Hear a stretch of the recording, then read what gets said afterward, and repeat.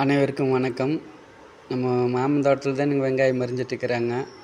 வாங்க தோட்டத்துக்குள்ளே போகலாம், எப்படி அறிகிறாங்கன்னு பார்க்கலாம். இப்போ ஒரு 2 ஏக்கராவுக்கு பக்கமாக விவசாயம் பண்ணி இருக்குதுங்க.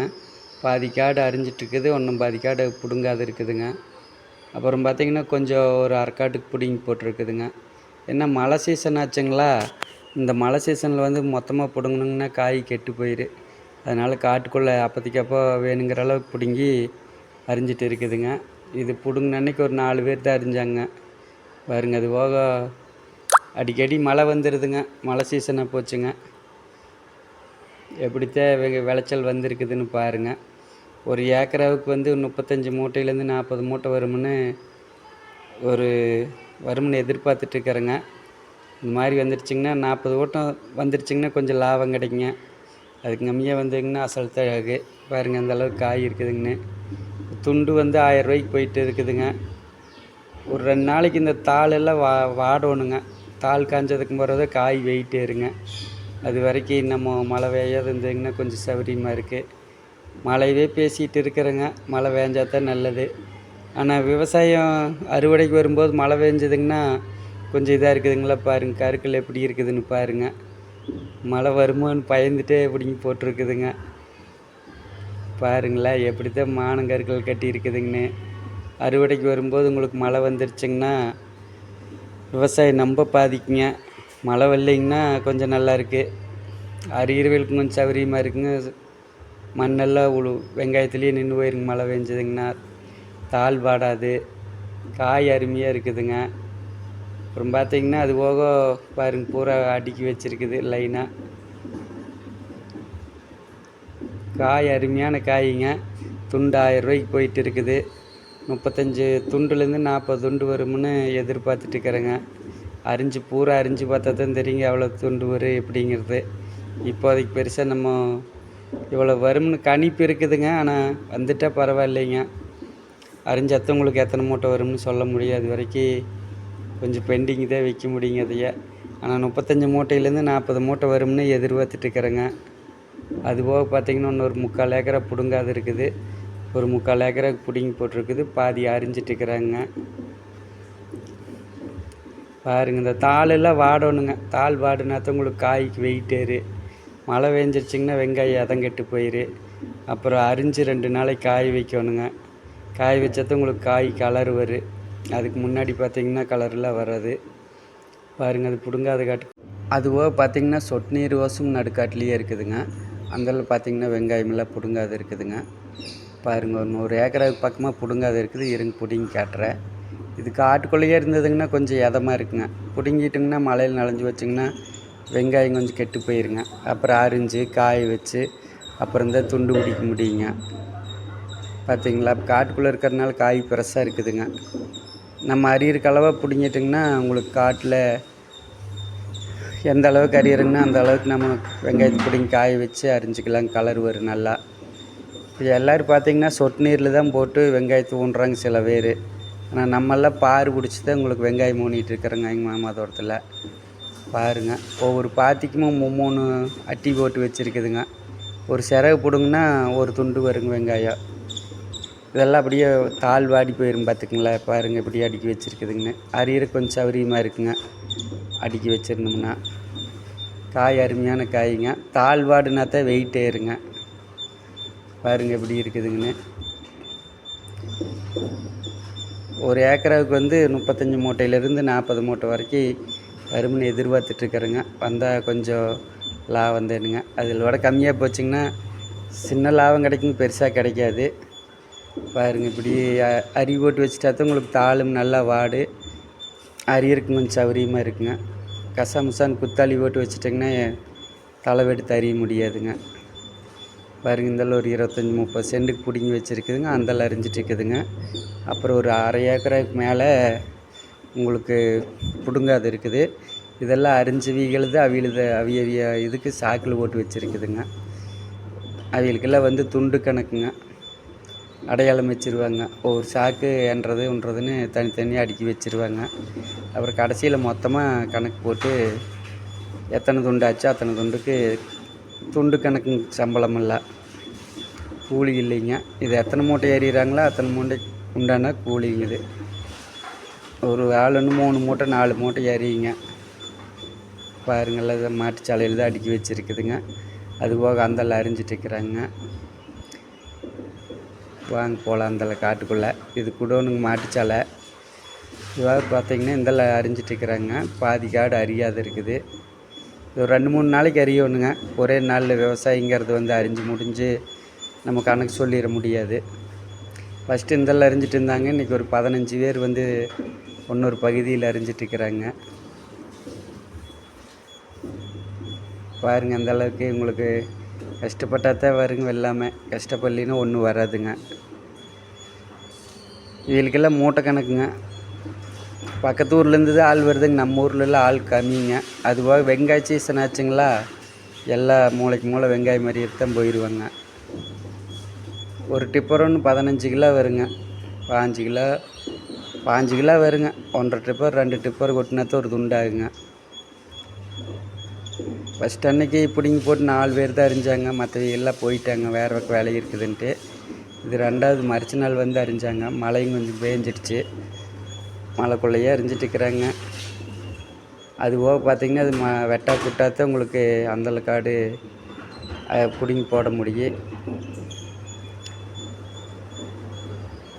பாருங்க எப்படித்தான் கஷ்டப்பட்டு வேலை செஞ்சுட்டுருக்குறாங்க. விவசாயம்னா இப்படித்தான் வருங்க. ஒரே நாளில் வந்து நம்ம கணக்கு சொல்ல முடியாது. பூரா அரிஞ்சதுக்கும் போகிறதே உங்களுக்கு லாபம் நட்டால் கணக்கு பார்க்க முடியுங்க. களை வந்து 3 களை கை போட்டு கொடுங்கணுங்க. அதுபோக பார்த்திங்கன்னா பார் பிடிக்கிறது, ஒலை ஓட்டுறது, தண்ணி கட்டுறது, அப்புறம் எப்படியும் ஒரு உப்பு 2 உப்பு கரைக்கணுங்க. அப்போ தான் காய் உங்களுக்கு ஊர். உப்பு கரைக்காதெல்லாம் இன்றைக்கி எந்த வெள்ளாமே வர்றது இல்லைங்க. அதுபோக குப்பை போடணும். இது 2வது நாள் அரிஞ்சிட்டு இருக்கிறாங்க. ஃபஸ்ட் அன்றைக்கி நம்ம 2-3 நாள் அந்த பதிவுகளை பண்ணிகிட்ருக்கிறோம். ஒன்றும் பிடுங்கி போடாது இருக்குதுங்க, அரியாது இருக்குது.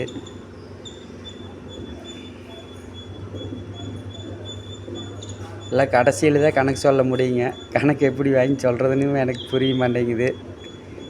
ஆனால் விவசாயத்தை பொறுத்த வரைக்கும் லாபம் இல்லாதெல்லாம் விவசாயம் பண்ண முடியாதுங்க. கண்டிப்பாக லாபம் வரும். ஏன்னா காலகாலமாக விவசாயம் பண்ணிகிட்டு இருக்கிறாங்க. நட்டத்துக்கு விவசாயம் யாருமே பண்ண மாட்டாங்க. இப்போது 200 கிலோ வெங்காயம் வச்சாங்கன்னா 1500 கிலோவுக்கு பக்கமாக வெங்காயம் வருங்க. பாருங்க இந்த கசாமுசான்னு கிடக்கிறதெல்லாம் அரிஞ்சு ஓட்ட காடு தாழ்த்தேனுங்க. அது அந்தல பிடுங்கி வச்சுருக்குறாங்க. அங்கே தான் போயிட்டு இருக்கிறப்ப நம்ம வடக்கு பகுதிங்கிறது. பாருங்கள் இப்படித்தான் இதெல்லாம் அரிஞ்ச காடுங்க. வெங்காயம் ஃபஸ்ட் அன்னைக்கு அரிஞ்ச காடுங்க. அரிஞ்சப்போ தாளெல்லாம் நீ வலிச்சு கொட்டோனட்டால இல்லாட்டி தாள் ஒரு வாசம் அடித்தாப்புல ஆகி போயிருங்க. பாருங்கள் வெங்காயமெல்லாம் இங்கே பிடுங்கி வச்சுருக்குதுங்க. அதுபோக இது அரிஞ்சதுக்கு பிறகு இது அறியிற ஓரத்துக்கு அந்தல காட்டையும் பிடுங்கி விட்டுருங்க. ஒட்டுக்கா பிடுங்கி போட்டிங்கன்னா மழை பெஞ்சிடுச்சிங்கன்னா வெங்காயம் அதம் கெட்டு போயிரு. பாருங்கள் வெங்காயம் எப்படித்தான் காய் ஊறிக்குதுங்கன்னு. ஃபஸ்ட்டு உங்களுக்கு வாய்க்கால் தண்ணி வந்ததுங்களா, அந்த வாய்க்கால் தண்ணி வந்ததையும் கிணத்துக்கு பதம் பிடிச்சிருச்சு. ஃபஸ்ட்டே வச்சிருச்சுங்க வெங்காயம். அப்புறம் 2வது இப்போ மழைக்கு வச்சு வீலும் இருக்கிறாங்க. மழை பெஞ்சு அப்புறம் பக்கத்தில் அப்புறம் வாய்க்கால் தண்ணியும் வந்ததுங்க. அதுக்கு வச்சு வீலும் இருக்கிறாங்க. ஒட்டுக்கா எல்லோரும் வைக்க முடியாது. ஃபஸ்ட்டு 6 கிணத்துக்கு தண்ணி வருதுங்களா, அவங்க மிந்திக்குவாங்க. அவியலும் விலை பார்த்துருவாங்க. 2வது வைக்கிறவங்களுக்கு கொஞ்சம் விலை விட்டு போயிரு. பாருங்க இதெல்லாம் அரிஞ்ச காடு. அந்தளவுக்கு இது வருங்க பார்த்தீங்களா, இதெல்லாம் அரிஞ்ச காடு. இப்போ நம்ம நடக்கிற பகுதியில் வெங்காயம் அரிஞ்சிட்டிங்கன்னா தான் கொஞ்சம் நடக்கிறதுக்கு சௌகரியமாக இருக்குங்க. அதனால தான் நடுக்காட்டில் பிடிச்சி அரிஞ்சு வச்சுருக்குதுங்க. தெகோடு வடகோடு பார்த்திங்கன்னா தெகோட்டில் அரிஞ்சிட்டு இருக்கிறாங்க. வடகோட்டில் பார்த்திங்கன்னா பிடுங்கி போட்டிருக்குது. நீ அந்த கோடு முடிச்சுக்கிட்டு தான் இந்த கோடு வருவாங்க. கணக்கு வந்து பார்த்திங்கன்னா கடைசியில் தான் கணக்கு பார்க்க முடியும். வெங்காயம் பார்த்திங்களா எப்படி இருக்குதுங்கன்னு. அருமையான செம்மண் காடுங்க. பில்லெல்லாம் இருக்காது அதிகமாக. விவசாயம் பண்ணுறதுக்குமே கொஞ்சம் விவசாயத்தை பற்றி தெரிஞ்சால் தான் நல்லா விவசாயம் பண்ண முடியுங்க. இல்லாட்டி அவ்வளோ சீக்கிரம் எல்லோரும் விவசாயம் பண்ண முடியாது. இப்போ நம்மளைவே எடுத்துக்கங்க.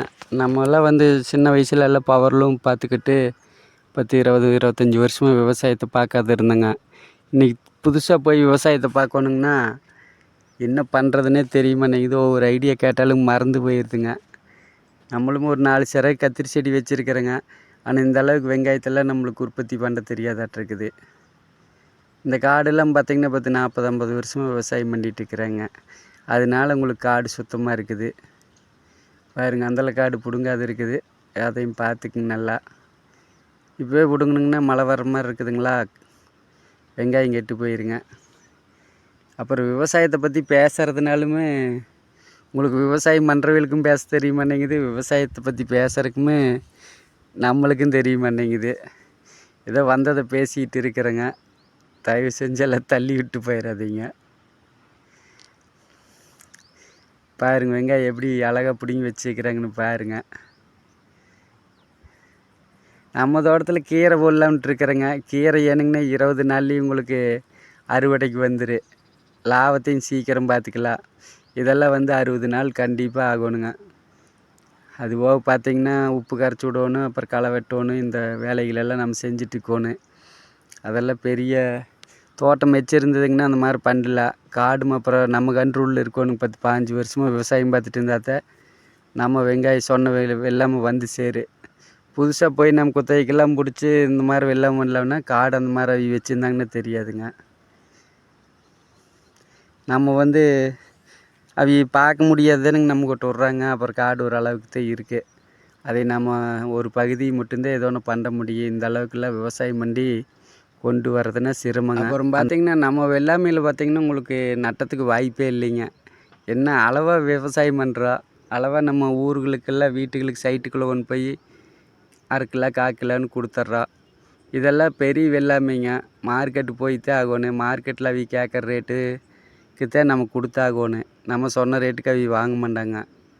இதே பார்த்திங்கன்னா ஊருக்குள்ளே நம்ம கிராமத்துகளில் கொண்டு போய் நாங்கள் கத்திரிக்காய் இதெல்லாம் கொடுத்துட்டு வந்தோங்கன்னா கீரையெல்லாம் நம்ம சொல்கிற ரேட்டுக்கு வாங்காட்டியுமே ஒரு அனுசரியான ரேட்டுக்கு சொல்லுவோங்க.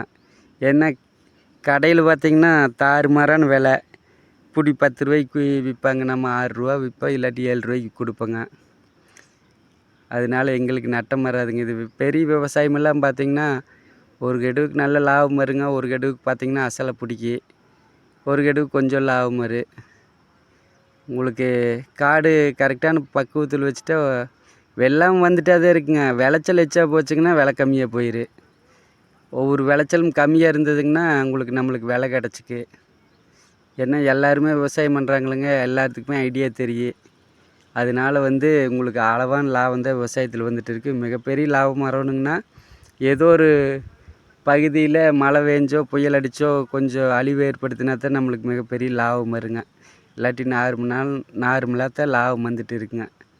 இல்லைங்கன்னா நம்ம முட்டுவலி போட்டதையும் எடுக்கணும், அதுபோல் லாபத்தையும் பார்க்கணும், ஆளுகளுக்கும் கூலி கொடுக்கணும். இதையெல்லாம் அந்த விவசாயத்துக்குள்ளேருந்து தான் எடுத்தாகணுங்க. அந்த விளைச்சல்லேருந்து தான் பாருங்கள் அந்த அளவுக்கு பிடுங்கி வச்சுருக்குன்னு. 2 நாளாக வெங்காயம் பிடுங்கி வச்சுருக்குதுங்க. அதுபோக மாமங்கிட்ட ஒரு கன்றுக்குட்டி ஒன்று இருக்குது. மாடு அந்தளவு கட்டி இருக்குதுங்க வெங்காய காட்டுக்கு பக்கத்தில். எவ்வளோ அழகாக இருக்குன்னு பாருங்க கடாலி கன்றுக்குட்டி. பிடிச்சதுன்னா ஒரு சப்ஸ்கிரைப் பண்ணி வச்சுக்கோங்க. அடுத்த பதிவில் பார்ப்போம்.